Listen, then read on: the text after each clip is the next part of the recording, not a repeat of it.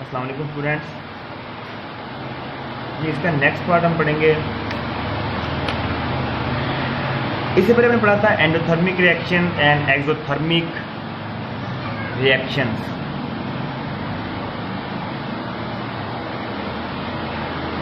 जो हमने बात की थी, एंडोथर्मिक रिएक्शन ऐसे रिएक्शंस होते हैं जिनमें रिएक्शन को स्टार्ट करवाने के लिए आपको हीट देना पड़े, तो कहते हैं हम एंडोथर्मिक।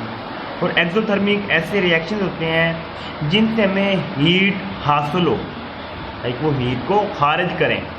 जब वो रिएक्शन होगा तो क्या होगा, वहाँ से हीट क्या होगी, खारिज होगी। And fourth point is cations are smaller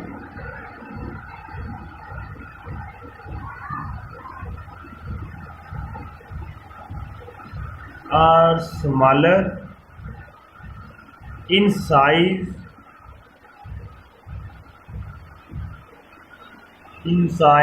than parent atom। अब ये बात तो बिल्कुल वाज़ेह है, पेरेंट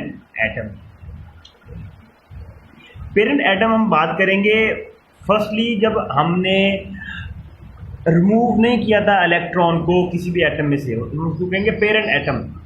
अगर हम पेरेंट एटम की अगर आपको थोड़ा सा रिवाइज करें मैग्नीशियम के 2 इलेक्ट्रॉन हैं बैरूनी शेल में।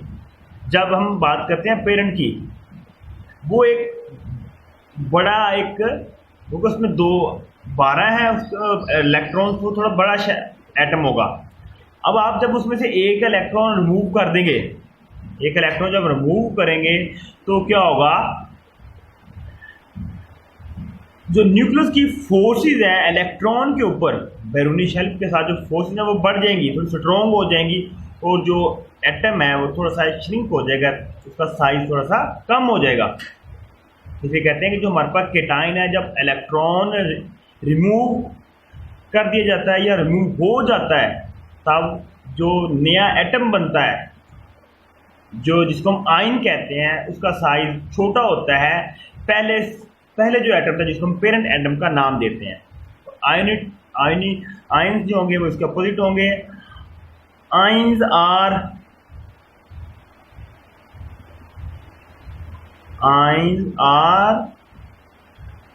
ग्रेटर in size than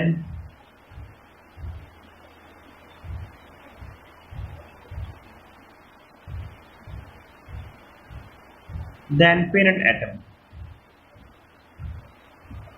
तो यहाँ पे इलेक्ट्रॉन का इजाफा हुआ है, इसलिए जो आयंस का साइज होगा, इनाइन का साइज होगा, वो पेरेंट एटम से ज़्यादा होगा।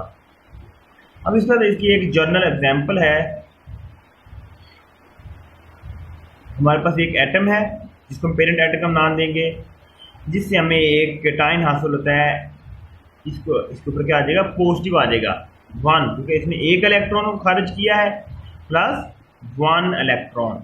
इसने क्या किया, एक इलेक्ट्रॉन इसमें जब खारिज होगा तो ए पॉजिटिव, हमें एक केटाइन हासिल होगा। इसको क्या कहेंगे, parent atom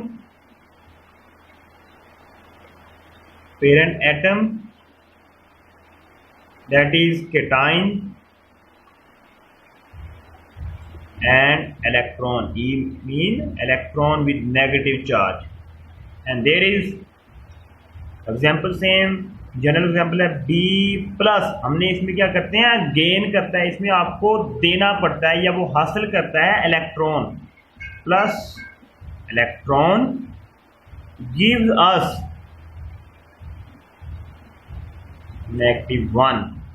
same parent atom, electron and A9. अब इसमें हमारे पास कई ऐसे एटम्स हैं जो कि केटाइंस जिनसे बनते हैं, क्योंकि हमने बात किया ऐसे एटम जिनके बैरूनी शेल में 4 से कम इलेक्ट्रॉन होंगे, वो बेसिकली इलेक्ट्रॉन को रिमूव करेंगे। जब रिमूव करेंगे वो केटाइंस में तब्दील हो जाएंगे।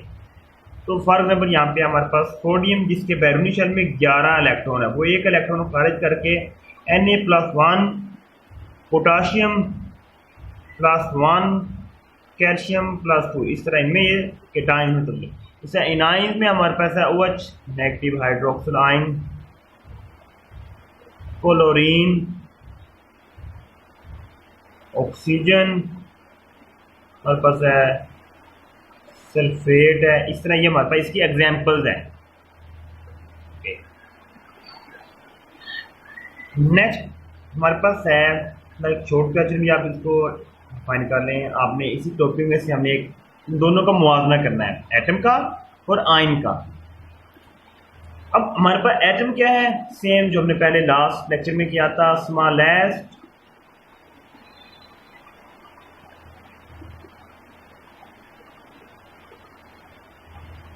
पार्टिकल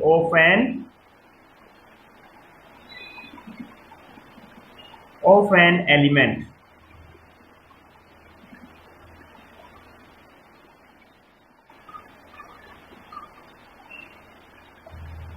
ये किसी भी एलिमेंट का छोटा तरीन जर्रा है।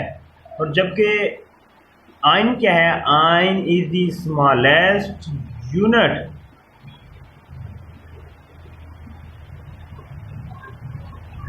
ये क्या है, बुनियादी हिस्सा है किसका है, ऑफ एन आयोनिक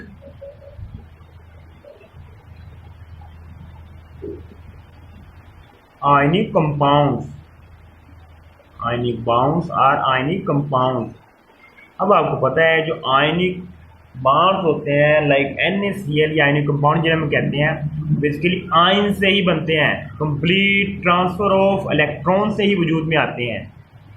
अब सेकंड इसमें हमारा मेन डिफरेंस इनका है, जो हमारे पास एटम्स होते हैं वो आज़ादाना तौर पे अपना वजूद बरकरार रख भी सकते हैं और नहीं भी रख सकते, मे और may not exist independently.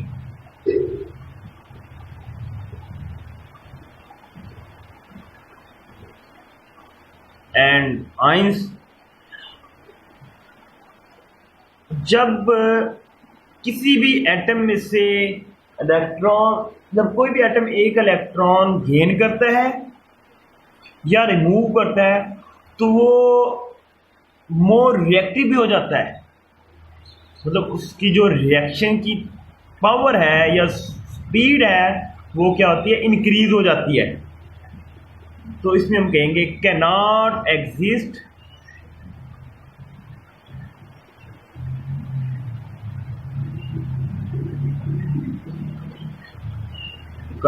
Exist independently. तो वो क्या होता है, फौरन किसी ना किसी दूसरे आयन के साथ तामल कर लेता है जिससे आयनिक कंपाउंड वजूद में आते हैं। एंड थर्ड इलेक्ट्रिक और न्यूट्रल होते हैं ये, क्योंकि इनमें प्रोटॉन, एटम के अंदर क्या होते हैं, प्रोटॉन की तादाद और इलेक्ट्रॉन की तादाद इक्वल होती है, तो ये क्या होंगे, इलेक्ट्रिकली न्यूट्रल होते हैं एटम्स।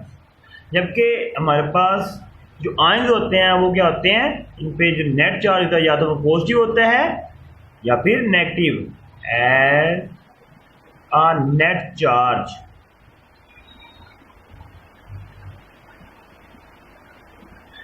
पॉजिटिव और negative.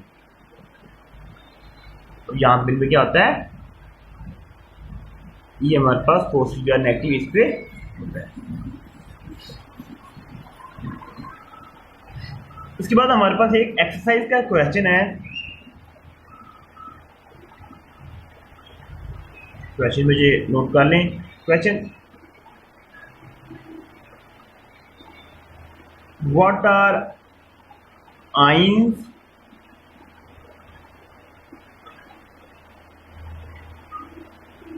and under what condition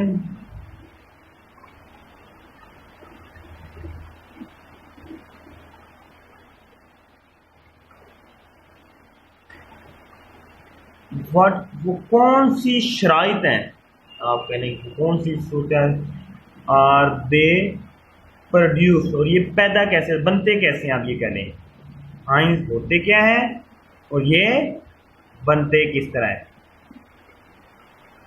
ions का तो आपको पता है, आइंस क्या है? ऑल दो स्पीशीज विच हैव पॉजिटिव और negative charge and how they formed. They are formed by X-rays. आप किसी भी एलिमेंट के ऊपर एक्स-रेज फॉल करवाएं तो वहां से आइंस पैदा हो सकते हैं बाय एक्स-रेज। आप हीट दें बाय मेल्टिंग। आप क्या करते हैं, किसी भी एलिमेंट को हीट अप करते हैं तो उसमें क्या उसके आइंस बिल्ड होते हैं बाय इलेक्ट्रॉन गन। अब इलेक्ट्रॉन गन क्या है, आप क्या करते हैं, एक किसी भी मैटर के ऊपर या एलिमेंट के ऊपर इलेक्ट्रॉन की बम्बारमेंट करवाते हैं। इलेक्ट्रॉन गन बेसिकली क्या है, इलेक्ट्रॉन जनरेट करती है। आपने इसको मैट्रिक में पढ़ा होगा, इलेक्ट्रॉन गन, ठीक है ना। इलेक्ट्रॉन गन आपने वहां पे इसका लफ्ज सुना। आर बाय डिसॉल्विंग, या इसको आप किसी भी सॉल्यूशन के अंदर, लाइक वाटर के अंदर आप मिक्स करते हैं किसी भी केमिकल को तो वहां से आयंस पैदा होते हैं। लाइक आप किसी भी एसिड को, लाइक हाइड्रोक्लोरिक एसिड को आप जब वाटर में डिसॉल्व करेंगे तो क्या होगा, वहां से H पॉजिटिव आयन जनरेट होंगे। ओके थैंक्स, आज का लेक्चर एंड हो गया। हाफिज।